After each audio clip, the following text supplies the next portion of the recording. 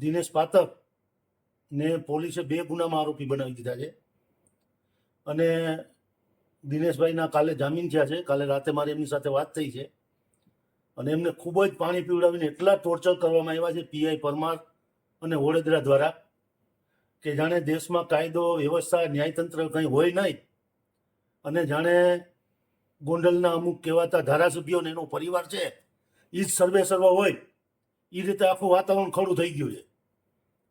એટલે અમારા દીકરાને તમે દુઃખી કર્યો છે તો અમે તમને જવાબ આપશું. એના ભાગરૂપે આપણે આવતા મહિને 1 લાખ દલિતોનું સંમેલન ગોંડલ મુકામે કરવા જઈ રહ્યા છીએ. આપણે આગલા એપિસોડમાં 50,000 ગયા હતા, હવે આ વખતે 1 લાખ લોકો લઈને જવાના છે. આ 15 દિવસનો હું મારો પ્રવાસ નક્કી કરું છું. આખા સૌરાષ્ટ્રના તમામ આગેવાનો સાથે મિટિંગ કરી સૌરાષ્ટ્રના તમામ જિલ્લાઓની મુલાકાત લઈ અને આપણે જૂન મહિનામાં તારીખ ડિક્લેર કરશું અને 1 લાખ દલિતોનું બાઇક રેલી સાથેનું સંમેલન ગોંડલમાં કરશું. એની છાતી ઉપર ચડીને કરીશું. અને તમે જ્યારે અલ્પેશ કથિરિયાને આવ્યા હતા ત્યારે જે તમે કાચ ફોડવાના નાટક કર્યા હતા એવા તમે કરજો.